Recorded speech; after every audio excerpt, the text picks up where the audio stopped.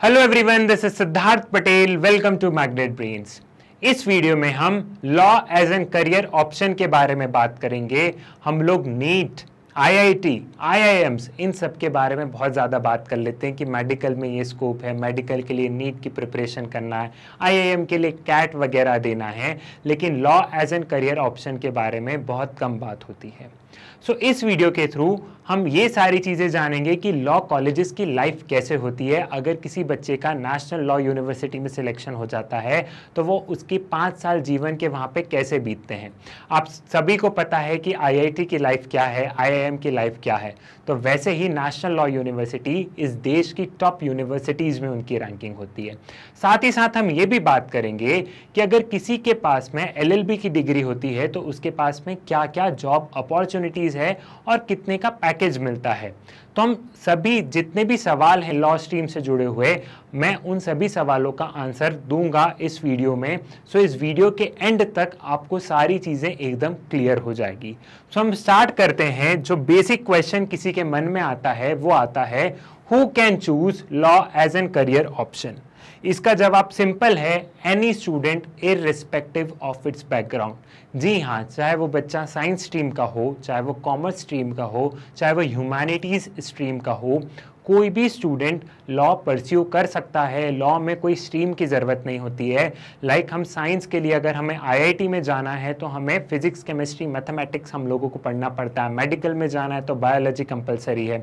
लेकिन लॉ में ऐसा सच कोई कंपल्शन नहीं है, क्योंकि अगर टेक्निकली देखा जाए तो लॉ किसी भी स्ट्रीम से जुड़ा नहीं है। लॉ का साइंस से कुछ लेना देना नहीं है, लॉ का कॉमर्स से कुछ लेना देना नहीं है, और लॉ का देखा जाए तो ह्यूमैनिटीज़ से भी लेना देना नहीं है। ऑल्दो ह्यूमैनिटीज़ के सब्जेक्ट कुछ लॉ कॉलेजेस में पढ़ने पड़ते हैं, बट बहुत सारे लॉज भी पढ़ने पड़ते हैं जो कि आप लोग 11th-12th में नहीं पढ़ते हैं। इसलिए लॉ को एक थोड़ा सा सेपरेट डिसिप्लिन रखा जाता है, भले ही वो थोड़ा सा ह्यूमैनिटीज से उसका क्लैश हो, लेकिन लॉ कॉलेजेस में कोई भी एडमिशन ले सकता है इररिस्पेक्टिव ऑफ इट्स बैकग्राउंड। सो पहला सवाल तो हमें हुआ क्लियर। लेकिन दूसरा सवाल ये आता है कि अगर कोई भी एडमिशन ले सकता है तो कोई भी एडमिशन कैसे ले। अगर किसी स्टूडेंट को लॉ कॉलेजेस में एडमिशन लेना है, लाइक नेशनल लॉ यूनिवर्सिटीज़ में एडमिशन लेना है, तो वो किस बेसिस पे एडमिशन लेगा। तो उसका जवाब है कि यहाँ पे जो एडमिशन होता है वो नेशनल एग्ज़ाम के थ्रू होता है, और उस एग्ज़ाम का नाम है CLAT, common law admission test. और इसके अलावा और भी बहुत सारे एग्जाम्स होते हैं, लाइक एलियट, स्लैट, और भी बहुत सारे छोटे छोटे एग्जाम्स होते हैं। लेकिन जो मेन एग्जाम होता है वो होता है क्लैट। उसका फुल फॉर्म है common law admission test. Basically जो क्लैट है, अगर किसी इंसान की अच्छे से रैंक आ जाती है क्लैट में तो उसे टॉप लॉ कॉलेजेस मिलते हैं, that is national law universities, वो गवर्नमेंट कॉलेजेस होते हैं। अब ये जो एलियट है ये national law university Delhi conduct करवाती है। ये नेशनल लॉ यूनिवर्सिटी दिल्ली का सेपरेट अपना वो एग्ज़ाम लेती है। और जो स्लैट है वो है सिम्बायोसिस लॉ एंट्रेंस टेस्ट, या सिम्बायोसिस लॉ एडमिशन टेस्ट कह लीजिए। इसके अलावा और भी बहुत सारे एग्ज़ाम्स होते हैं, लेकिन जो प्रोमिनेंट है वो यही सारे एग्ज़ाम्स हैं। और भी बहुत सारी आजकल कॉलेजेस आ गई हैं, like IIM Rohtak. IIM Rohtak अपना एक नया कोर्स लेके आया है, that is BBA LLB honours. तो आईआईएम रोहतक में एडमिशन कैसे होगा? आईआईएम रोहतक में एडमिशन होगा आपके क्लैट के हिसाब से। तो जो क्लैट का स्कोर होता है वो बहुत इंपॉर्टेंट होता है। सो यहाँ पे किसी भी स्ट्रीम का बच्चा लॉ फील्ड में जा सकता है, बस उसे ये करना होगा कि अपनी जैसे ही वो 12th एग्ज़ाम पास आउट करेगा, जैसे ही वो 12th के एग्ज़ाम देगा, वैसे ही उसे एक एग्ज़ाम और देना होगा। उस एग्ज़ाम का नाम क्या होगा? उस एग्ज़ाम का नाम होगा क्लैट। जैसे आईआईटी का एग्ज़ाम होता है ना, जेईई एग्ज़ाम होता है, नीट होता है, तो वैसे ही लॉ के लिए क्लैट एग्ज़ाम है। सो ये डाउट भी हमें क्लियर हुआ, ये चीज़ भी हमें यहाँ पे समझ में आ गई। Now to know more about the CLAT, watch the video from the link mentioned in the description below. इस वीडियो की एक लिंक यहाँ पे, एक लिंक आपको मिलेगी वीडियो के डिस्क्रिप्शन में, वहाँ से आपको क्लैट के बारे में और जानकारी लग जाएगी। एक और वीडियो मैग्नेट ब्रेन्स द्वारा बनाया गया है जिसमें कि क्लैट की पूरी जानकारी है कि कौन कौन से सब्जेक्ट्स होते हैं, कैसी मार्किंग होती है, कौन कौन सी कॉलेजेस हैं। सो अगर आपको क्लैट के बारे में और जानना है तो आप उस वाली वीडियो को देख सकते हो। तो ये चीज़ भी हमें हुई यहाँ पे क्लियर। अब हम बात करते हैं कि अगर किसी ने लॉ में डिग्री ले ली है तो उस डिग्री को क्या बोलते हैं।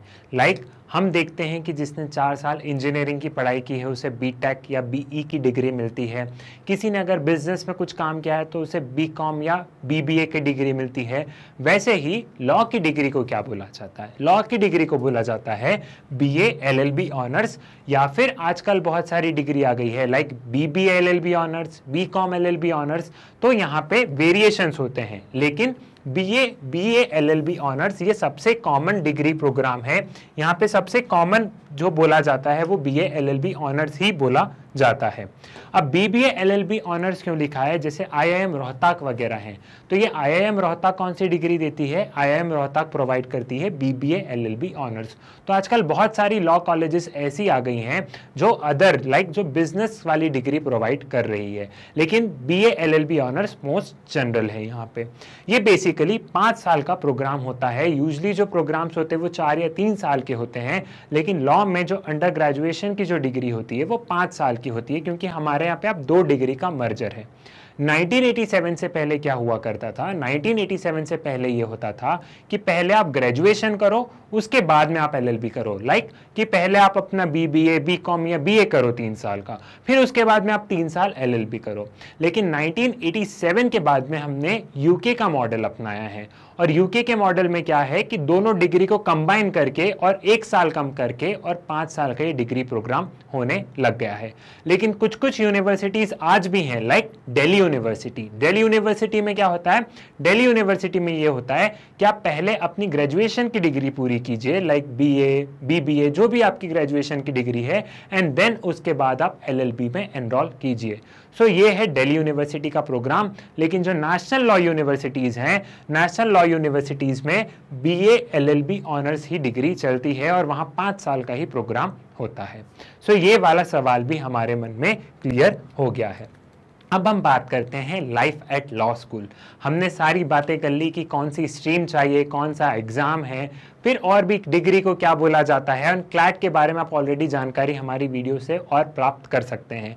अब हमारा अगर लॉ कॉलेजेस में एडमिशन हो गया है तो ये नेशनल लॉ यूनिवर्सिटी जो बैंगलोर की है उसकी ये इमेजेस हैं। ये टॉप यूनिवर्सिटी है, टॉप नेशनल लॉ यूनिवर्सिटीज़ हैं अगर रैंकिंग वाइज देखें तो।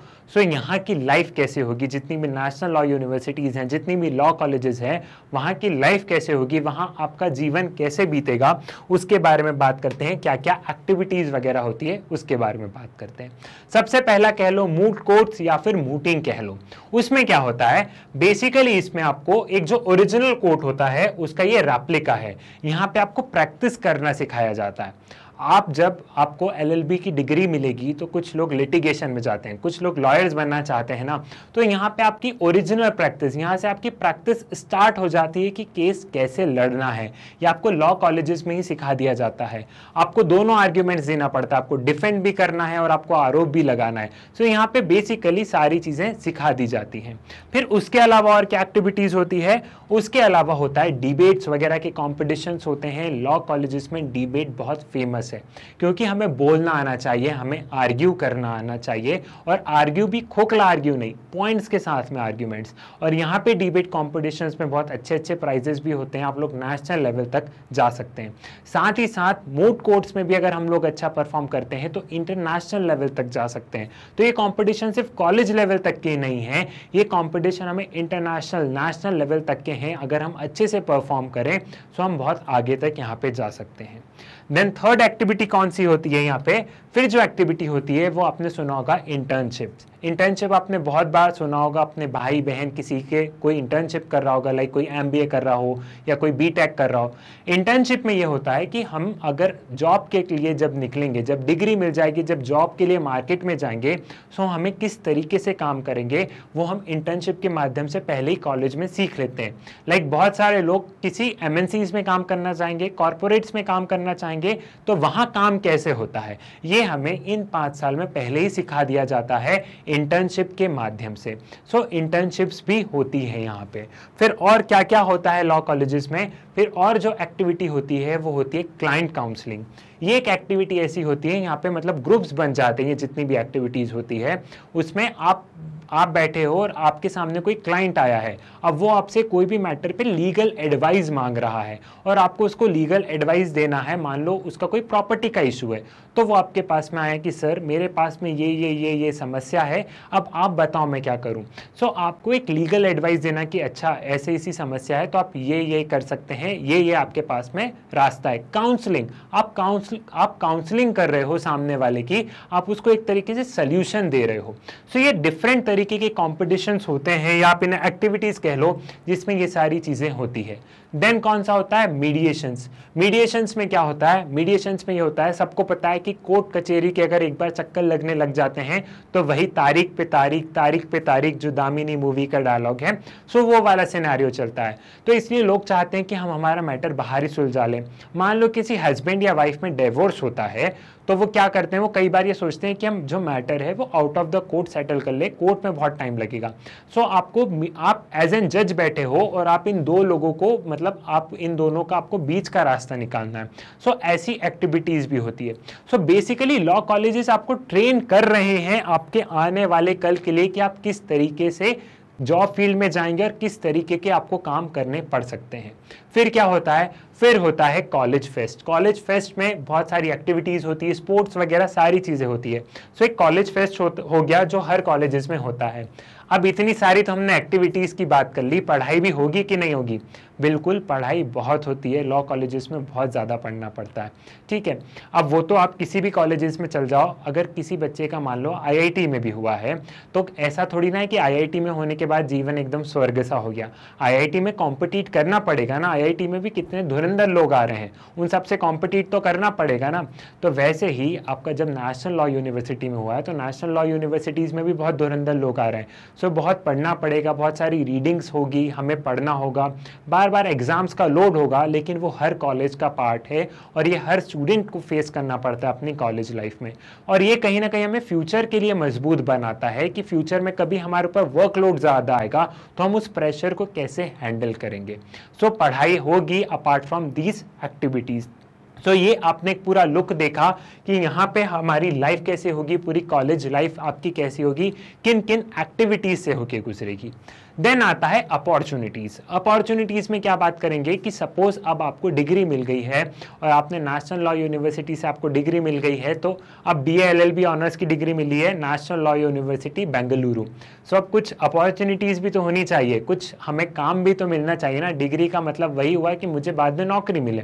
तो सबसे पहली जो अपॉर्चुनिटी है वो है कॉर्पोरेट वर्क। हम लोग कॉर्पोरेट्स में जाके आप लोग काम कर सकते हैं और मानिए कॉर्पोरेट्स बहुत ज़्यादा पे करते हैं क्योंकि आप एक लीगल एडवाइज़र के तौर पे काम करेंगे। लीगल एडवाइज़र के तौर पे कैसे, हम देखते हैं कि बहुत सारे कंपनीज के डिस्प्यूट्स चलते रहते हैं, कई बार सरकार से भी कुछ ना कुछ उनका चलता रहता है। मान लो एक एयरटेल, एक एग्जाम्पल लेते हैं कि एयरटेल का कोई डिस्प्यूट चल रहा है, तो आप उस कंपनी को एडवाइस करोगे, आप कंपनी के बिहाफ पे आप वहाँ पे लोगों को एडवाइस करोगे कि नहीं ये लीगल प्रॉब्लम्स है तो चलो उनका ये सॉल्यूशंस है। एंड कॉर्पोरेट्स में बहुत ज़्यादा रुपए मिलता है, प्लस काम बहुत सारा करना पड़ता है। तो जो सबसे अच्छी अपॉर्चुनिटी है या जो सबसे ज़्यादा बच्चे जहाँ जाना चाहते हैं वो होता है कॉर्पोरेट, क्योंकि सबको लगता है कि कॉर्पोरेट में जाना है, एक वेल पे ऑफ सैलरी यहाँ पे मिलती है। देन कौन सी अपॉर्चुनिटी है, देन दूसरी जो है वो है प्रैक्टिस। आप सीधा मतलब एज एन वकील के तौर पे, as an litigant, as an litigation में आप लोग प्रैक्टिस कर सकते हैं। यूजली होता ये है कि सब लोग लोअर लेवल से स्टार्ट करते हैं। लिटिगेशन में ये होता है कि हमें इनिशियल लेवल पे तो बहुत स्ट्रगल आपको करने को मिलेगा, लेकिन एक बार आपका नाम बन गया, 6-7 साल में जब आपका नाम बन जाता है तो आप एक हियरिंग के भी लाखों रुपए मांग सकते हैं उनसे। ठीक है, तो इनिशियली हम देखेंगे कि जैसे ही आप लोग ग्रेजुएट हुए, इनिशियली तो स्ट्रगल होगा इस वाली फील्ड में, लेकिन जैसे ही आपका एक बार थोड़ा सा नाम बन जाएगा, तो आपने भी कुछ लॉयर्स के नाम सुने होंगे कि वो सिर्फ एक हियरिंग में, सिर्फ कोर्ट में आने के वो बहुत ज़्यादा रुपए चार्ज करते हैं। तो इनिशियली स्ट्रगल है, लेकिन बाद में इस फील्ड में बहुत ज़्यादा मज़ा आता है, इस फील्ड में बहुत ज़्यादा सुकून मिलता है। देन नेक्स्ट कौन सा है, नेक्स्ट है यहाँ पे हम देखते हैं जुडिशियल सर्विसेज। जुडिशियल सर्विसेज में बहुत सारे बच्चे जाना चाहते हैं। जब वो उनका 5 साल का प्रोग्राम हो जाता है तो लोअर लेवल के पे जुडिशरी अपना एग्जाम कंडक्ट करवाती है, तो बहुत सारे लोग जज बनना चाहते हैं। लोअर लेवल से स्टार्ट होता है, हाई कोर्ट सुप्रीम कोर्ट पे डायरेक्ट बन नहीं सकते हैं, आपको भी पता है। तो लोअर लेवल से सारी चीज़ें स्टार्ट होती है। तो बहुत सारे बच्चे जुडिशरी में भी जाना चाहते हैं और जुडिशरी में एक प्राइड मिलती है। कोई भी बोलेगा जज साहब आ रहे हैं तो एक प्राइड वाला महसूस होता है कि नहीं होता। तो जुडिशरी में हमें एक प्राइड देखने को मिलती है। फिर क्या क्या अपॉर्चुनिटीज़ हैं, फिर उसके बाद में अगर हम देखें तो लीगल जर्नलिज्म। बहुत सारे बच्चे लीगल जर्नलिज्म वाली फील्ड में जाते हैं क्योंकि इतनी टेक्निकलिटीज़ होती है, पार्लियामेंट में ये बिल है वो है, तो बहुत सारी चीज़ें जर्नलिज्म में भी तो लीगल वाले बंदों की ज़रूरत लगती है कि नहीं लगती है। तो लीगल जर्नलिज्म बहुत अच्छी अपॉर्चुनिटी है बच्चों के लिए। ये वाली चीज़ भी आपको यहाँ पे क्लियर हो गई। देन और कौन सी अपॉर्चुनिटी है, देन इस वाली चीज में आगे फ्यूचर एकेडमिक्स के लिए। फ्यूचर एकेडमिक्स का से मेरा मतलब क्या है, फ्यूचर एकेडमिक्स में यह है कि बहुत सारे बच्चे पोस्ट ग्रेजुएशन के लिए जाते हैं। अब पोस्ट ग्रेजुएशन में मैं आपको बता दूं बहुत सारी चीजें हैं। लाइक अगर आप BA LLB ऑनर्स कर लेते हैं नेशनल लॉ यूनिवर्सिटी से और उसके बाद में आप MBA इन बिजनेस लॉ कर लेते हैं तो कंपनी आपको बहुत अच्छा पैकेज देती है, बहुत ज़्यादा वो आपको पे कर रही है। क्योंकि क्या हुआ, उन्होंने एक ही बंदे में MBA मतलब मैनेजर वाली क्वालिटी आ गई, साथ ही साथ उसी बंदे के अंदर क्या है, उसी इंसान के अंदर क्या है, लीगल वाली क्वालिटी भी है। तो जब 2 in 1, जब एक ही पैकेज में बहुत सारी चीज़ें मिल रही हैं तो कंपनी उस इंसान को तो ज़्यादा पे करेगी ही। तो MBA इन बिजनेस लॉ बहुत ज़्यादा एक तरीके से कहा जाए तो आज के टाइम में लाइमलाइट में है। देन सेकेंड अपॉर्चुनिटी है कंपनी सेक्रेटरी। अब बहुत सारे कंपनीज में हम देखते हैं कि वो लोग जो सेक्रेटरी की जो पोजीशंस होती है उसमें वो यही वाली पोजीशन चाहते हैं कि उसे मैनेजमेंट का तो नॉलेज हो, उसे बिजनेस का तो नॉलेज हो, लेकिन साथ ही साथ उसे लॉ भी पता हो। सो एक लॉ आपको एडवांटेज देता है अगर आप अपनी PG की डिग्री करना चाहें तो। खासकर मैनेजमेंट वाली जो फील्ड है, जो MBA वाली फील्ड है, अगर आपका UG में वो होता है तो आपको एक एडवांटेज देता है। जब आप MNCs जब आएगी प्लेसमेंट्स के लिए तब आपको वहां पे एडवांटेजेस मिलेगा। Then masters in law, LLM कर सकते हैं आप, लॉ में ही आप मास्टर्स कर सकते हैं। आप फॉरेन जा सकते हैं, फॉरेन में एक्सपोजर ले सकते हैं कि वहां पे यूनिवर्सिटीज़ में कैसे पढ़ाई हो रही है। इवन बहुत सारी नेशनल लॉ कॉलेजेस से बच्चे गए भी हैं और वहाँ के फैकल्टीज़ इतने सपोर्टिव हैं कि वो बच्चों को प्रोत्साहन देते हैं और वो एक तरीके से मार्गदर्शन देते हैं कि आगे क्या करना है। देन साइबर लॉ वगैरह, ऐसे बहुत सारी चीज़ें आ रही है आज के टाइम में। आप देखोगे तो साइबर लॉ या ऐसी बहुत सारी डोमेन्स निकल के आ रही हैं अलग, जिनमें बहुत ज़्यादा एक्सपोजर्स है। लाइक हम लोग देख रहे हैं कि आज के टाइम में क्या होता है, आज के टाइम में हर चीज़ तो लॉ के अंडर आ ही रही है ना। हम देखें तो यूट्यूब को लॉ के अंडर आना है, गूगल को लॉ के अंडर आना है, इतनी ज़्यादा साइबर सिक्योरिटी है, हैकिंग वाली चीज़ें हैं, तो सारी चीज़ें मतलब इस तरीके का इशू आ रहा है। तो ऐसे लॉ की डोमेन भी बढ़ती जा रही है। जब गवर्नमेंट इन चीज़ों को कंट्रोल कर रही है तो लॉ के माध्यम से कर रही है ना, तो अलग अलग डोमेन बढ़ती जा रही है, तो वैसे वैसे एक्सपोजर भी बढ़ता जा रहा है। उसके बाद में ह्यूमन राइट एक्टिविस्ट, NGOs में भी जॉब अच्छी मिलती है। NGOs वगैरह, ह्यूमन राइट एक्टिविस्ट वगैरह में भी हम लोग अच्छे से काम कर सकते हैं। सो एक करियर अपॉर्चुनिटी ये हो गई। अब लॉ का करियर है क्या, मतलब फ्यूचर क्या है, एक तरीके से देखें तो इंडिया में लॉ का क्या फ्यूचर है। हमने इतनी सारी बातें कर ली, आपके मन में ये भी तो सवाल आएगा कि सर मैं लॉ ही क्यों करूं, मैं IIT में क्यों नहीं जाऊं, सर मैं IIM में क्यों नहीं जाऊं। वो तो आपकी इच्छा के अनुसार है, आपका जिस चीज़ में इंटरेस्ट है आपको वो करना चाहिए। उस चीज़ के लिए आपको आपके दिल की सुननी चाहिए, आपके पेरेंट्स की सुननी चाहिए। लेकिन मैं लॉ का आपको फ्यूचर बता सकता हूँ इंडिया में।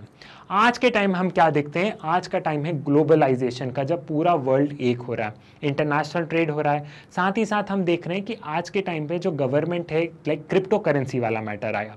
उसके बाद हम डिजिटल टैक्स देखते हैं कि जितनी भी चीज़ें डिजिटल है, यूट्यूब, गूगल से, इन सब में टैक्स की बात आने लगी। ठीक है, MNCs के साथ में बहुत ज़्यादा इशूज़ हो, ग्लोबलाइजेशन है। तो ग्लोबलाइजेशन में क्या होता है, मल्टीनेशनल कॉरपोरेशंस आ रही हैं, मल्टीनेशनल कॉरपोरेशन दूसरे देशों में जा रही है, इन्वेस्ट कर रही हैं, तो वहाँ उनके साथ लीगल इशू होगा कि नहीं होगा। तो जैसे जैसे इकोनॉमी एक्सपैंड होती है, जैसे जैसे टेक्नोलॉजिकल एडवांसमेंट हो रहा है, वैसे वैसे लॉ का भी एडवांसमेंट हो रहा है। जो हमारी जो सोसाइटी है, जो हमारी जो कंट्री है, वो बहुत कॉम्प्लेक्स है। कॉम्प्लेक्स क्यों है, क्योंकि हम देख रहे हैं कि हमारी इकोनॉमी एकदम से ग्रो कर रही है, जो लोग हैं उनका एकदम से स्टैंडर्ड ऑफ लिविंग बढ़ रहा है, तो कॉम्प्लेक्सिटीज आ रही है, एकदम से सारी चीज़ें बदल रही है। मॉडर्न वेलफेयर स्टेट है, और अब कोई भी समस्या होती है तो हम उसका सोल्यूशन क्या ढूंढते हैं, उसका सोल्यूशन हम लॉ में ढूंढते हैं। आप खुद देखते हैं कि गवर्नमेंट कितने सारे लॉ लेके आती है। वो लॉ क्यों लेके आती है सरकार कोई भी लॉ इसलिए लेके आती है क्योंकि वहां पे प्रॉब्लम होती है।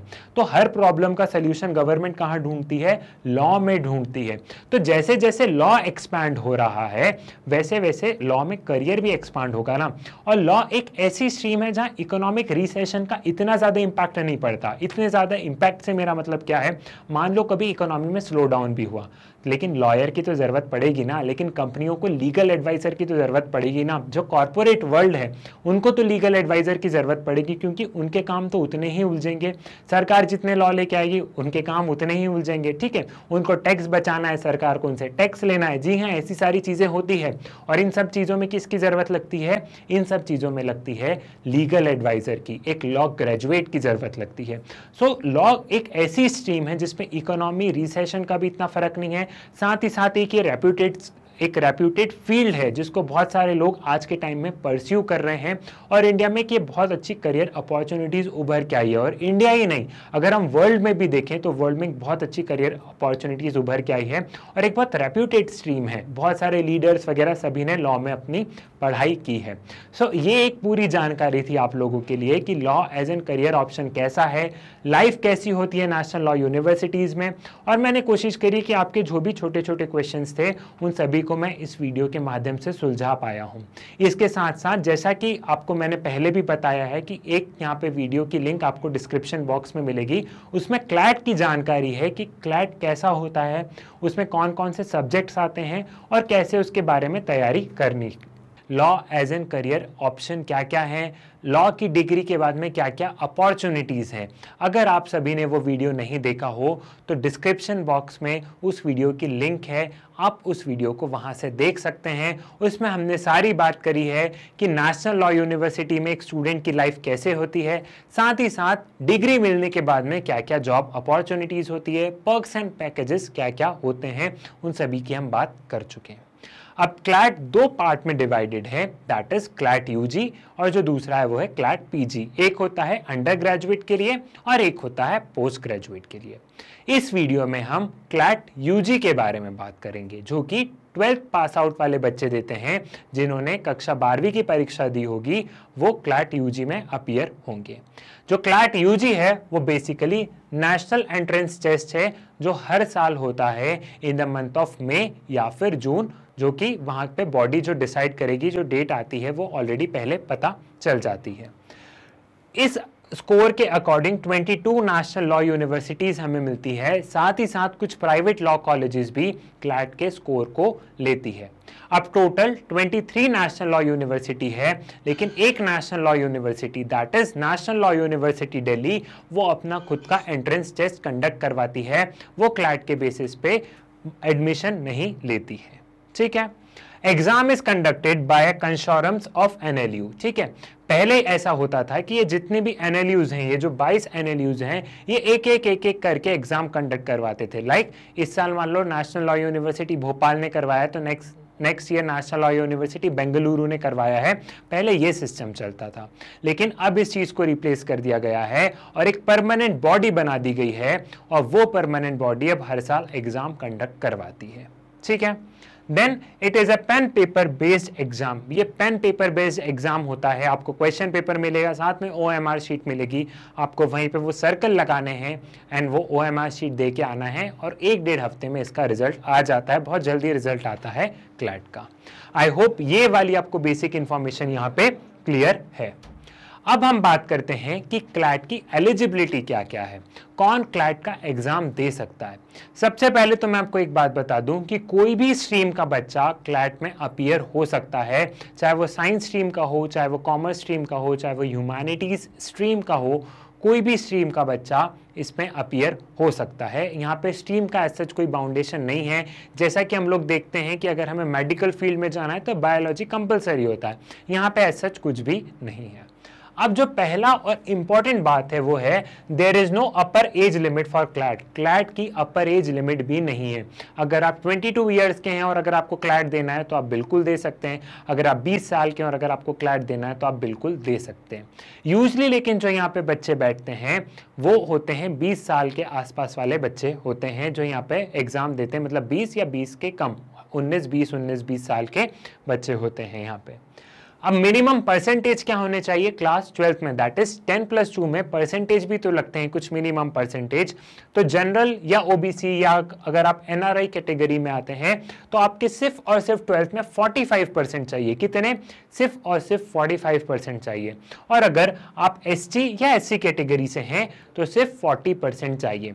तो कुल मिला के यहाँ पे जो भी नेशनल लॉ यूनिवर्सिटीज मिल रही हैं वो हमें क्लैट के स्कोर के बेसिस पे ही मिल रही है। अगर आप 12th के परसेंटेज देखेंगे तो 12th के परसेंटेज ये लोग कुछ ज्यादा मांग ही नहीं रहे हैं, सिर्फ 45% है यहाँ पे, और एससी एससी में मात्र 40। ठीक है, तो बेसिकली इसमें क्लैट में बहुत अच्छे मार्क्स लाने पड़ते हैं ताकि हम हमारे सीट सिक्योर कर सकें नेशनल लॉ यूनिवर्सिटीज में। ठीक है, In case of equal marks, the break of tie shall be by following procedure and order as under. अब कई बार ये होता है कि दो बच्चे को सेम मार्क्स मिल जाते हैं। Same marks in the sense, मान लो 150 नंबर का पेपर हुआ और हम देखते हैं कि दो बच्चे के 150 में से 120 नंबर आ गए, तो उसे सीट किस हिसाब से मिलेगी? उसे सीट मिलेगी कि जिसके भी लीगल एप्टीट्यूड में ज्यादा मार्क्स आएंगे उसको सीट का प्रेफरेंस दिया जाएगा, या जिसकी ज्यादा उम्र होगी उसको सीट का प्रेफरेंस दिया जाएगा, या फिर ड्रॉ ऑफ लॉट्स होता है, कंप्यूटराइज्ड ड्रॉ ऑफ लॉट्स होता है, उसमें जिसका नंबर आ जाएगा उसमें उसको वो सीट दे दी जाएगी। खैर ये तो सेकेंडरी चीज हो गई, लेकिन आपको पता होना चाहिए इसलिए मैंने बताया। पहले हमें उस मार्क्स तक उतनी तैयारी भी करनी होगी, फिर जब मार्क्स का टाई अप होगा वो तब का तब समझा जाएगा। ये चीज भी हमें क्लियर हुई। अब हम थोड़ा सा सिलेबस देखते हैं क्लैट का कि कैसे क्वेश्चंस आते हैं, कौन कौन से सब्जेक्ट पढ़ने पड़ते हैं, कितना टाइम ड्यूरेशन होता है, इन सारी चीजों पे बात करते हैं। It is a 2-hour test with 150 multiple choice questions carrying 1 marks each. 2 घंटे का एग्जाम होता है, पेन पेपर बेस्ड होता है, 150 क्वेश्चन आते हैं, 150 नंबर के ही होता है, एक क्वेश्चन पे 1 मार्क्स होता है। साथ ही साथ यहाँ पे माइनस मार्किंग होती है। कितने मार्क्स की होती है? 0.25 मार्क्स माइनस होते हैं एक गलत आंसर देने पे। मतलब अगर आपने एक आंसर सही दिया तो +1, और अगर आपने एक आंसर गलत दिया तो -0.25 है। तो यहाँ पे माइनस मार्किंग भी है।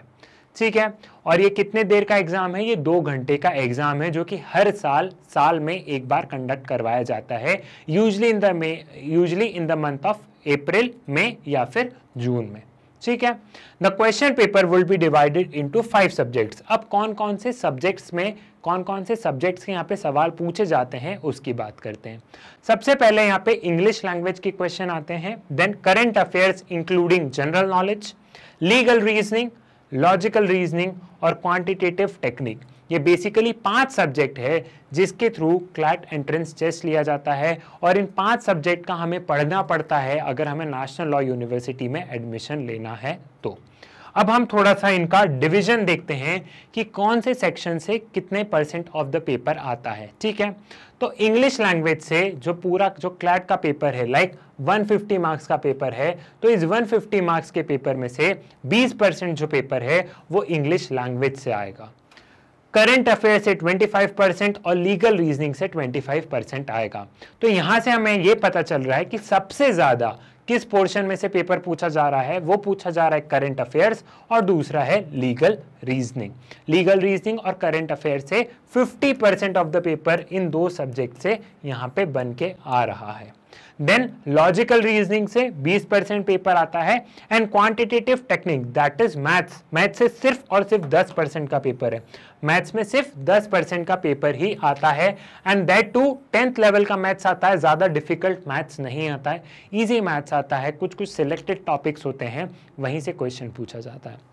अब जितने भी हमने ये 5 सब्जेक्ट देखे हैं, इन 5 सब्जेक्ट्स में से कुछ सिलेक्टेड टॉपिक्स ही आते हैं।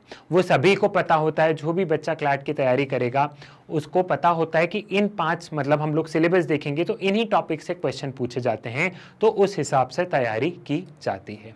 अब यहाँ पे हमने, अगर आपको ध्यान हो तो हमने बात की थी कि अगर 2 बच्चे के सेम मार्क्स आ जाते हैं, लाइक 150 मार्क्स का पेपर है और यहाँ पे 2 बच्चे के मार्क्स आ गए 120 एंड 120, तो यहाँ पे हम किस बेसिस पे डिसाइड करेंगे, यहाँ पे डिसीजन होगा कि किसके लीगल रीजनिंग में ज्यादा मार्क्स है, इस वाले सेक्शन में ज्यादा मार्क्स है, उसको पहली रैंक दे दी जाएगी, ठीक है, या उसको वो सीट दे दी जाएगी।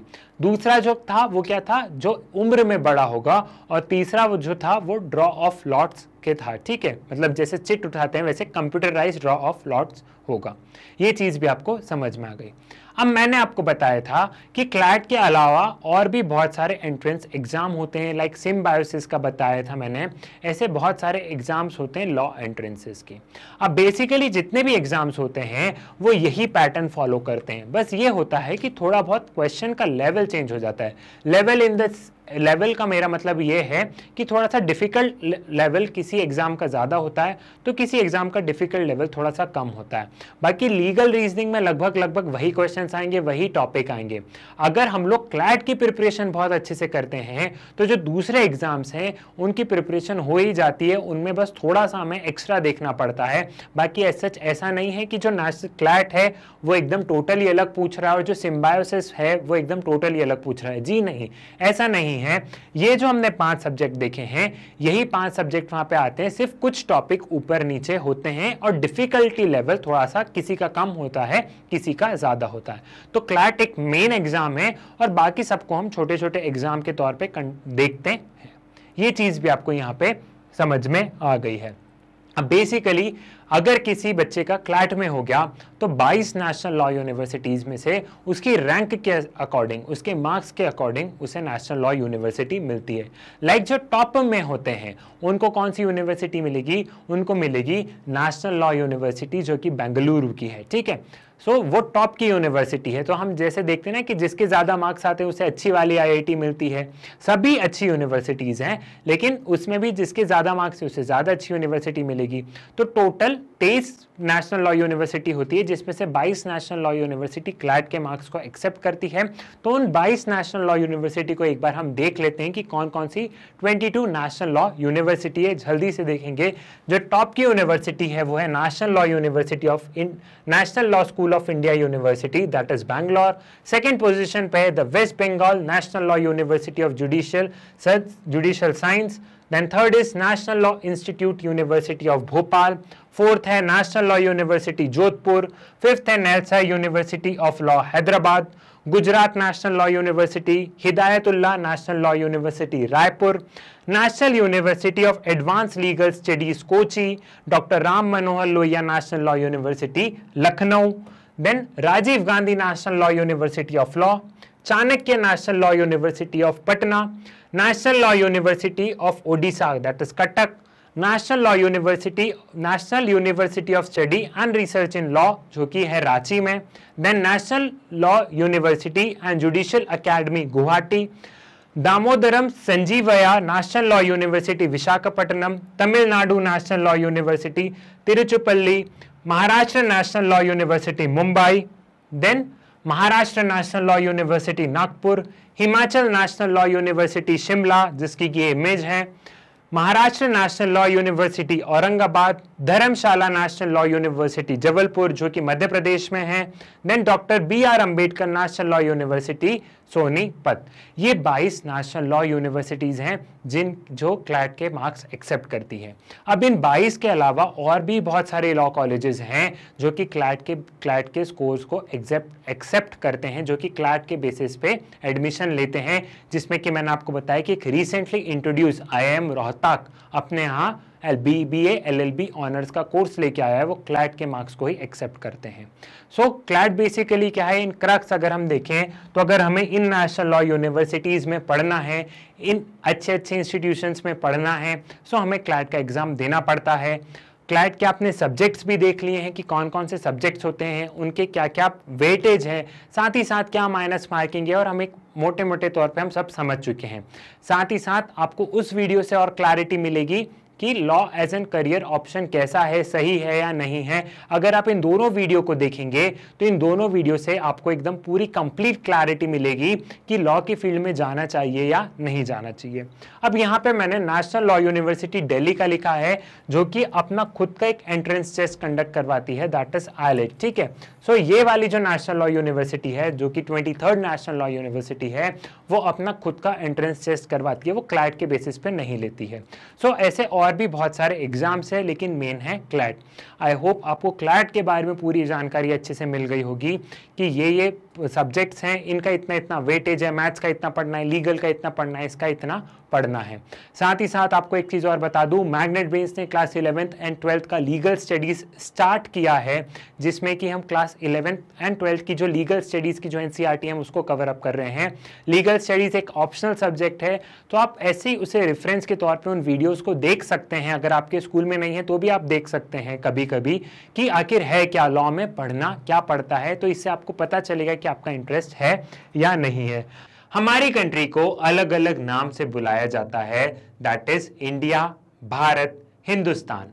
अगर हम यही देखें, पूरे विश्व में देखें, तो अमेरिका को हिंदी में भी अमेरिका ही बोलेंगे और इंग्लिश में ही अमेरिका बोलेंगे।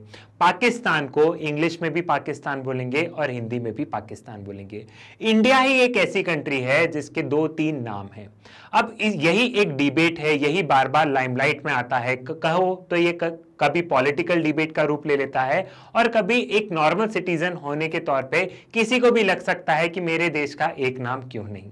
अब हम इस डिबेट में थोड़ा सा पीछे चलते हैं और चलते हैं कॉन्स्टिट्यूएंट असेंबली की डिबेट्स में लेके। अब जब हमारा संविधान बन रहा था तो कॉन्स्टिट्यूएंट असेंबली में हर एक प्रोविजन को लेके अच्छी डिबेट हुई थी। तो जब बाबा साहब अंबेडकर ने हमारे कॉन्स्टिट्यूशन का ड्राफ्ट प्रिपेयर किया गया था तो उसमें 2 नाम का यूज किया गया था, India that is Bharat shall be union of state. तब इंडिया वर्ड यूज किया गया था। अब इसको देख के कॉन्स्टिट्यूएंट असेंबली में बहुत सारे जो मेंबर्स थे वो बिल्कुल खुश नहीं थे। उनमें से एक थे HV कामन साहब। उन्होंने इस चीज को अपोज किया। उन्होंने बोला कि इंडिया वर्ड नहीं होना चाहिए, हमारे संविधान का जो आर्टिकल 1 है उसमें होना चाहिए Bharat that is Hind. Bharat that is Hind. वो बोलते हैं कि यहां पे भारत जो होगा वो प्राइमरी नेम होगा और हिंद जो होगा वो सेकेंडरी नेम होगा। और ऐसे और भी बहुत सारे मेंबर्स थे, उन्होंने बोला था Bharat that is also known as India in foreign countries, ऐसा यूज करना चाहिए, लेकिन भारत जो है वो प्राइमरी वर्ड होना चाहिए। अब इसको लेके बहुत सारी बहस चली और आपको भी पता है कि हमारे संविधान में जो भी प्रोविजंस है उन सबको लेके वोटिंग हुई थी। जो मेजॉरिटी ऑफ द वोट बोल देते थे वैसे के वैसे प्रोविजन हमारे संविधान में इंक्लूड किए जाते थे। अब जब इसको लेके वोटिंग हुई तो इसमें ये जो भारत वाला जो वोट थे वो कम पड़ गए और इंडिया वाले वोट थे वो ज्यादा हो गए। सो इसलिए हमारे संविधान में आर्टिकल 1 में लिखा है India that is Bharat shall be union of state, ऐसा लिखा गया है और वर्तमान में भी यही चलते आ रहा है। अब हम इस डिबेट में थोड़ा सा और पीछे चलते हैं।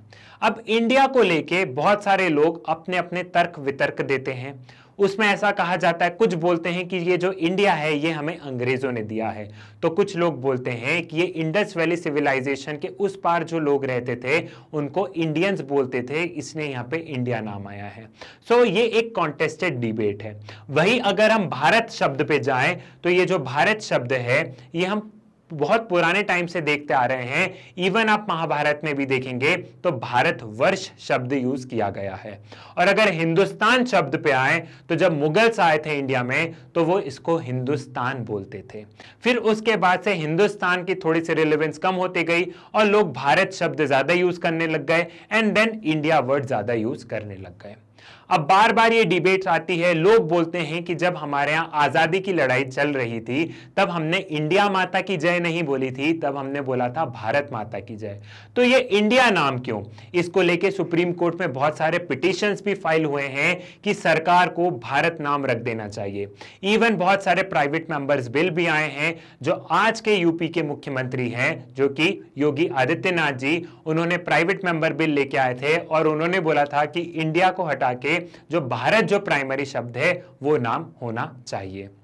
लोगों का यह कहना है कि हम भारत रत्न बोलते हैं। और बहुत सारे देशों का नाम बदला गया, जैसे अंग्रेज म्यांमार को बर्मा बोलते थे, लेकिन उसको बर्मा से क्या रख दिया गया, म्यांमार। वैसे ही श्रीलंका का नाम भी बदला गया।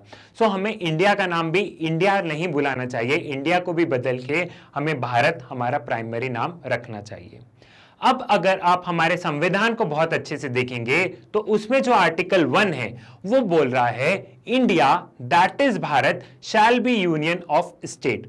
अब ये हमारी गलतफहमी है कि इंडिया इंग्लिश नेम है और भारत हिंदी नेम है। जी नहीं, ऐसा बिल्कुल नहीं है। इसे हम एक छोटे से एग्जाम्पल के तौर पे समझते हैं। राजू एक लड़के का नाम है और राजू घर का नाम है और स्कूल में उसका नाम उसके माता पिता ने लिखवाया है रॉकी। ठीक है, सो क्या माता पिता ये बोलेंगे स्कूल में जाके कि हमारा इंग्लिश का नाम है रॉकी और हिंदी का नाम है राजू? ऐसा नहीं होगा ना। यही बोला जाएगा कि इस लड़के के दो नाम हैं, एक नाम है राजू और एक नाम है रॉकी। वैसे ही अगर आप हमारे संविधान को देखें तो ऐसा ही लिखा गया, इंडिया दैट इज भारत, मतलब जो इंडिया है उसी का नाम भारत है। यहां पे कहीं ये नहीं बताया गया है कि इंग्लिश का नाम इंडिया है और हिंदी का नाम भारत है। ये हमारे बीच में बहुत बड़ी गलतफहमी है। और साथ ही साथ अगर जिसे इंग्लिश का थोड़ा सा नॉलेज होगा तो उन्हें यह पता होगा कि प्रॉपर नाउन का ट्रांसलेशन नहीं होता। फॉर एग्जाम्पल हम वर्ड लेते हैं साक्षी। अब अगर किसी का नाम साक्षी है और उसे किसी से पूछा कि आपका नाम क्या है, तो वो उसे साक्षी ही बोलेगी। वो ऐसा नहीं बोलेगी कि मेरा नाम विटनेस है या मेरा नाम, इंग्लिश शब्द प्रयोग नहीं करेगी। अब साक्ष या साक्षी का अगर हम इंग्लिश वर्जन देखें तो उसका मतलब होता है विटनेस, यानी सबूत, गवाह, ये होता है। लेकिन अगर किसी इंसान से पूछा गया कि मैडम आपका नाम क्या है, तो वो साक्षी ही बोलेगी ना। ऐसा थोड़ी ना है कि मैं अमेरिका में हूं तो मैं विटनेस बोलूंगी। तो इसलिए हमारी कंट्री का इंडिया और भारत ये दो नाम हैं, लेकिन यहां पे कोई इंग्लिश या हिंदी वर्जन नहीं है। सुप्रीम कोर्ट का यह कहना है कि जिस इंसान को जो नाम कहना हो आप वो नाम कहिए। अगर किसी को भारत कहना है तो भारत बोलो, किसी को इंडिया कहना है तो इंडिया बोलो। हमारे जो संविधान जिन्होंने बनाया है उन्होंने दोनों नाम रखे हैं। जिस इंसान को जो नाम पसंद आता है वो नाम वो रख सकते हैं। साथ ही साथ लेकिन सुप्रीम कोर्ट ने यह भी कहा है कि अगर सरकार को यह नाम बदलना हो तो सरकार ये नाम बदल सकती है। कैसे बदलेगी? संविधान में संशोधन करके, that is amendment of the constitution. Article 1 को अमेंड कर सकती है सरकार, अगर सरकार को नाम बदलना हो तो आज की तारीख में क्या नाम है हमारे देश के? आज की तारीख में हमारे देश के नाम है India that is Bharat shall be union of state. और जो बात आपको याद रखनी है वो ये है कि इंडिया कोई इंग्लिश वर्जन नहीं है और भारत कोई हिंदी वर्जन नहीं है, ये एक ही नाम है। ठीक है, इंडिया दैट इज भारत मतलब हमारी कंट्री के दो नाम है, इसमें कोई इंग्लिश या हिंदी वर्जन नहीं है। आई होप आपको ये इस पूरे डिबेट का क्रक्स समझ में आ गया होगा, आपको ये पूरी कंट्रोवर्सी समझ में आ गई होगी। हम किसे कहेंगे कि ये इंसान एक लॉयर है? The person who has completed the LLB degree. जो भी इंसान जिसके पास LLB की डिग्री आ गई है वो है लॉयर। अब क्या लॉयर कोर्ट में जाके अपना केस लड़ सकता है? जी नहीं, can not represent in court. हम सिर्फ लॉ ग्रेजुएट्स को लॉयर बोलेंगे। ठीक है, हम उसे लॉयर नहीं बोलते हैं जो कि कोर्ट में जाके अपना केस लड़ता है। जिसने भी लॉ कॉलेजेस से अपनी LLB की डिग्री ली है उसे हम बोलेंगे लॉयर। ये वाली चीज आपको यहां पे क्लियर हुई। Then barrister. बैरिस्टर हम किसे कहते हैं? सेम जैसा हमने लॉयर को देखा था कि लॉयर हम किसे बोलते हैं? लॉ ग्रेजुएट को बोलते हैं। तो यही अगर लॉ की डिग्री अगर ब्रिटेन से ली गई हो तो उसे हम बोलेंगे बैरिस्टर। आप लोगों ने सुना होगा कि हमने महात्मा गांधी को हम बैरिस्टर बोलते हैं। उन्हें हम बैरिस्टर क्यों बोलते हैं? क्योंकि उन्होंने अपनी लॉ की डिग्री इंग्लैंड से ली थी। सो जिस भी इंसान ने अपनी लॉ की डिग्री कहां से? UK से ली है तो उसे हम बोलेंगे बैरिस्टर। फिर है एडवोकेट। अब एडवोकेट वो होता है जो कि कोर्ट में अपनी पार्टी को रिप्रेजेंट करता है, उसे हम बोलेंगे एडवोकेट। तो एडवोकेट बनने के लिए LLB की डिग्री होना चाहिए, फिर उसे बार काउंसिल ऑफ इंडिया का एग्जाम देना होगा और जैसे वो बार काउंसिल ऑफ इंडिया का एग्जाम देगा फिर उसे मिलेगा लाइसेंस। लाइसेंस किस चीज का मिलेगा? कोर्ट में प्रैक्टिस करने का। सो जो इंसान कोर्ट में प्रैक्टिस करता है, जो अपने क्लाइंट को वहां पे रिप्रेजेंट कर रहा है, उसे हम बोलेंगे advocate. Then attorney general. Attorney general को हम बोलते हैं first law officer of the country. Attorney general एक बहुत ही इंपॉर्टेंट पोजीशन है। अटॉर्नी जनरल कौन होते हैं? अटॉर्नी जनरल सेंट्रल गवर्नमेंट के एक तरीके से आप वकील समझ लो। वो सेंट्रल गवर्नमेंट को रिप्रेजेंट करते हैं कोर्ट्स में। सेंट्रल गवर्नमेंट के एक तरीके से लीगल एडवाइजर होते हैं। वो सेंट्रल गवर्नमेंट को गाइड करते हैं लीगल मैटर्स पे। अब अटॉर्नी जनरल के असिस्टेंट होते हैं सॉलिसिटर जनरल। अटॉर्नी जनरल का बहुत सारा काम होगा। अब सेंट्रल गवर्नमेंट के इतने सारे केसेस चलते रहते हैं कोर्ट में, तो उन्हें असिस्ट करने के लिए कोई ना कोई तो होना, तो उनके असिस्टेंट है सॉलिसिटर जनरल, और सॉलिसिटर जनरल को हम बोलेंगे second law officer of the country. वैसे ही एडवोकेट जनरल कौन होते हैं? एडवोकेट जनरल होते हैं first law officer in the state. यहां पे स्टेट की बात है। अब हमारे यहाँ स्टेट गवर्नमेंट्स हैं, तो स्टेट गवर्नमेंट के भी कोर्ट कचहरी के काम होते हैं, उनके भी केसेस चलते रहते हैं। तो स्टेट गवर्नमेंट को कौन रिप्रेजेंट करते हैं? स्टेट गवर्नमेंट को रिप्रेजेंट करते हैं एडवोकेट जनरल, और वो साथ ही साथ लीगल एडवाइजर होते हैं स्टेट गवर्नमेंट के। स्टेट गवर्नमेंट को अगर कोई लीगल एडवाइस देनी होती है तो उनके वो क्या होते हैं? उनके होते हैं लीगल एडवाइजर। देन आपने ये वर्ड सुना होगा पब्लिक प्रोसिक्यूटर। बेसिकली यहाँ पे ये गवर्नमेंट वकील कह लो आप इन्हें। ये क्या करती हैं? विक्टिम को रिप्रेजेंट करते हैं कोर्ट में, जिसके साथ में भी कुछ गलत हुआ होता है उस विक्टिम को रिप्रेजेंट करने का काम होता है पब्लिक प्रोसिक्यूटर। सो एक छोटे से वीडियो में हमने देखा कि एडवोकेट क्या होते हैं, लॉयर क्या होते हैं, बैरिस्टर क्या होते हैं, अटॉर्नी जनरल क्या होते हैं, एडवोकेट जनरल क्या होते हैं, और सॉलिसिटर जनरल क्या होते हैं। ऐसी बहुत सारी कस्में हमने बचपन में खाई होती है। कभी दादाजी की खा लेते थे तो कभी दादी जी की खा लेते थे। गेम पे आउट हो जाने पे कसम खाते थे तो कभी होमवर्क नहीं करने पे कसम खाते थे। कुछ इसी तरीके की बात करेंगे हम इस वीडियो में। इस वीडियो में हम बात करेंगे कि कोर्ट में कसम क्यों खाई जाती है, ये कोर्ट का कसम का क्या पूरा मसला है, इसे हम समझने की कोशिश करेंगे। अब जब भी कोर्ट की कार्रवाई आगे बढ़ती है तो वो दो तरीके से आगे बढ़ती है। पहला होता है ओथ के माध्यम से, जिसमें कि गवाह को कसम दिलाई जाती है एंड देन उसकी बात सुनी जाती है, और दूसरा होता है एफिडेविट के माध्यम से, जिसमें कि शपथ पत्र पे वो गवाह अपना सारी चीजें लिखता है एंड देन वो पेश किया जाता है। सो ये कसम का सिलसिला शुरुआत कब हुई इसकी भारत में, इंडिया में, ये कब से, इसका क्या ओरिजिन है, इसे हम समझने की कोशिश करते हैं। देखा जाए तो मुगलों के दौरान कसम खिलाने की परंपरा शुरू हुई। उस समय कोई कानून नहीं था, लेकिन आपको भी पता है कि इंडिया एक बहुत ज़्यादा रिलीजियस सोसाइटी है। हमें यह होता है कि हम हमारे धर्म के प्रति झूठ नहीं बोल सकते हैं, और अगर हम झूठ बोलेंगे तो हमें ईश्वर पनिशमेंट देगा, ये सभी के मन में डर रहता है। या किसी के साथ कोई बुरी घटना होती है तो हम सोचते हैं कि वो उस दिन मैंने गीता पर हाथ रख के झूठी कसम खाई थी ना, तो आज ये परिणाम तो मिलना ही है। तो इसी को राजा महाराजाओं ने देखा, अलग अलग टाइम पीरियड में अलग अलग जगह पे इसकी शुरुआत हुई, और राजा महाराजा ने इसी को देख के ये सिस्टम धीरे धीरे इवॉल्व किया। तो जिसमें हिंदू गीता पे, मुस्लिम कुरान पे, और जो क्रिश्चियनिटी से बिलोंग करते थे वो बाइबल पे हाथ रख के कसम खाते थे। जब अंग्रेज आए तो अंग्रेज ने ये पूरा फिनोमिना देखा, और अंग्रेजों ने सोचा ये तो बड़ी अच्छी बात है, हम इसको लॉ में बना देते हैं। तो अंग्रेजों ने इंडियन ओथ एक्ट 1873 बनाया, जिसमें कि गवाही देने से पहले इंसान कसम खाता है एंड देन वो अपनी बात रखता है। अब देश आज़ाद हो गया, उसके बावजूद भी ये कानून चलते आ रहा था। लेकिन 1969 में ये लगा कि हमारा एक कंट्री एक सेक्युलर नेशन है और एक यूनिफॉर्म सिस्टम होना चाहिए। हम देख रहे हैं कि यहाँ पे अलग अलग रिलीजन के लोग अलग अलग किताब पे हाथ रख के कसम खा रहे हैं, ये सही नहीं है देश के लिए, एक ही कुछ होना चाहिए। तो उसके बाद से जो आप ये मूवी में जो देखते हैं ना कि किताब पे हाथ रख के, गीता पे हाथ रख के जो कसम खा रहे हैं, ये नहीं होता है। उसके बाद से नॉर्मली एक इंसान ऐसा बोलता है, मैं ईश्वर की शपथ लेता हूं कि मैं जो भी कहूंगा, सच के सिवा और कुछ नहीं कहूंगा। सारे लोग ऐसा ही कहते हैं और इस तरीके से कसम खा के अपनी गवाही देते हैं। अब अगर किसी इंसान ने झूठी कसम खा ली तो क्या उसकी कोई सजा है? जी हाँ, उसकी सजा है। आईपीसी के सेक्शन 193 में यह लिखा गया है कि अगर आप झूठी कसम खा रहे हैं तो आपको 7 साल की सजा और फाइन हो सकता है। एक चीज आपको यहाँ पे ध्यान रखनी है कि कोई भी बच्चा जो 12 साल या 12 साल से कम का है उसको कसम नहीं खिलाई जाती है। अच्छा, एक सवाल ये आया कि आप कोर्ट में गए और आपने कसम नहीं खाई और फिर अगर आपने झूठ बोल दिया तो फिर आपने झूठ बोला है तो आपके ऊपर कोई पनिशमेंट नहीं है। लेकिन अगर आपने कसम खा ली और फिर आपने झूठ बोला है तो डेफिनेटली आपको पनिशमेंट मिलेगा। तो सबसे पहले हम बात करते हैं procedure establish by law. Procedure establish by law हमारे कॉन्स्टिट्यूशन के आर्टिकल नंबर 21 में मेंशन है। जी हां, हूबहू प्रोसीजर स्टैब्लिश बाय लॉ हमारे कॉन्स्टिट्यूशन के आर्टिकल नंबर 21 जो कि फंडामेंटल राइट है वहां मेंशन है। आर्टिकल 21 में क्या लिखा गया है? आर्टिकल 21 में लिखा गया है, no person shall be deprived of his life और personal liberty except according procedure establish by law. So procedure establish by law का ओरिजिन है हमारा संविधान।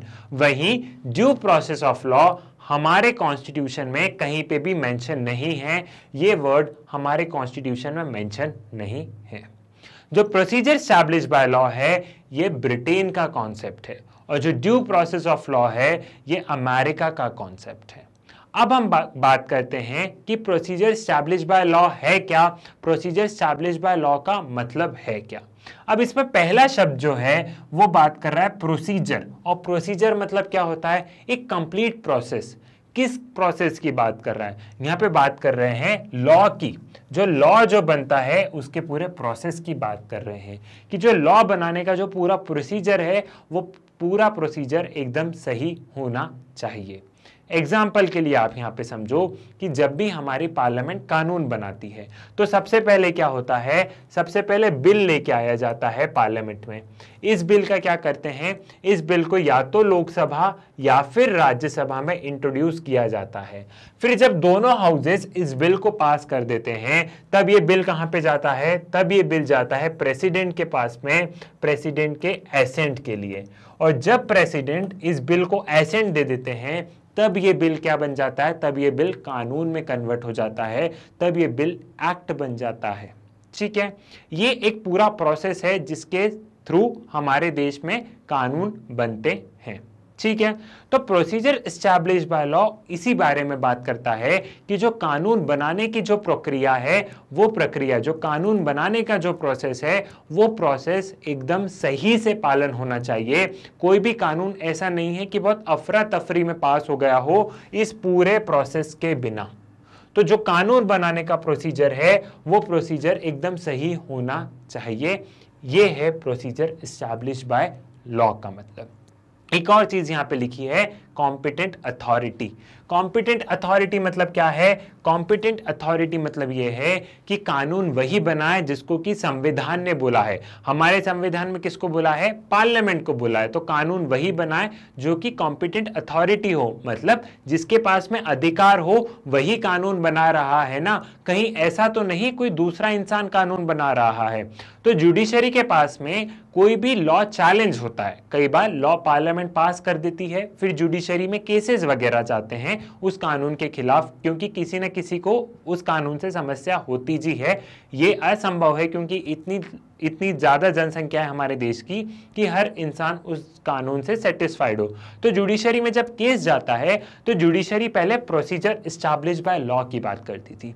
जुडिशरी क्या देखती थी? जुडिशरी सबसे पहले देखती थी कि उस कानून को एक कॉम्पिटेंट अथॉरिटी ने बनाया है या नहीं बनाया है। क्या उस कानून को एक ऐसी अथॉरिटी ने बनाया है जिसको कि हमारे संविधान ने बोला था, लाइक उस कानून को पार्लियामेंट ने बनाया है? ठीक है, पहला टेस्ट पास। सेकेंड चीज वो देखती थी, the law is made by valid procedure.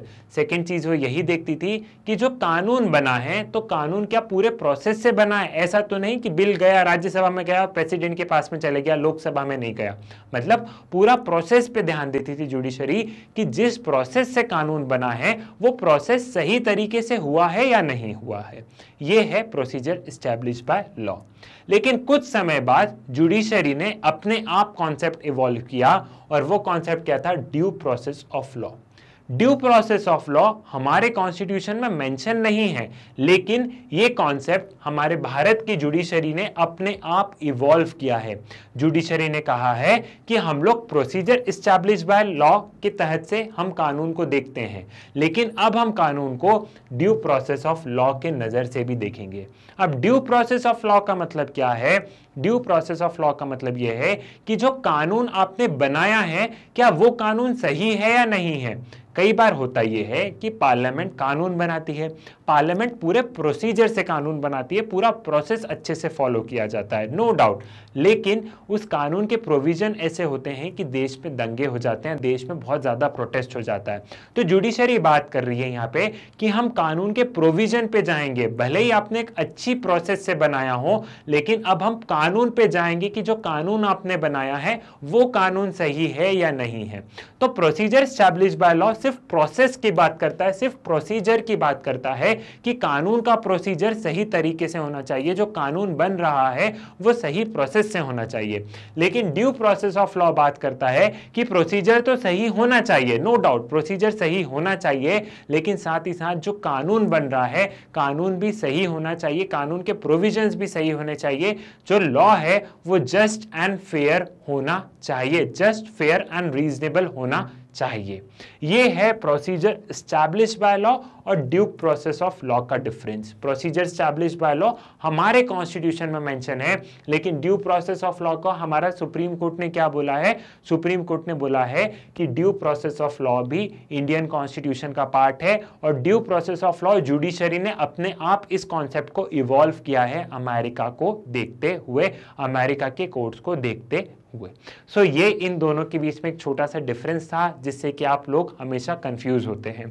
ऐसे बहुत सारे टॉपिक्स आपको मिल जाएंगे इट्स ऑल लीगल सीरीज करके, ये सीरीज आप लोगों के लिए है जिसमें आके आपको लीगल नॉलेज मिलेगा, साथ ही साथ कुछ ऐसे टॉपिक्स जो कि आपके कॉम्पिटिटिव्स के लिए हेल्पफुल होंगे, ना ही सिर्फ लॉ स्टूडेंट्स के लिए हेल्पफुल होंगे ये, बल्कि ये सभी जो कॉम्पिटिटिव की प्रिपरेशन कर रहे हैं उन सभी के लिए ये सारे कॉन्सेप्ट हेल्पफुल होंगे। सो आप इट्स ऑल लीगल सीरीज को ऐप पे जाके, एक एक्स्ट्रा लर्निंग का सेगमेंट है, अगर आप एक्स्ट्रा लर्निंग में आप वहां पे देखेंगे तो वहां पे आपको इट्स ऑल लीगल सीरीज मिलेगी। अगर आप वेबसाइट पे भी जाएंगे तो वेबसाइट पे भी आपको इट्स ऑल लीगल सीरीज करके एक सीरीज मिलेगी, वहां से आप और ऐसी बहुत सारी वीडियोस देख सकते हैं जो कि आपके लिए हेल्पफुल होगी।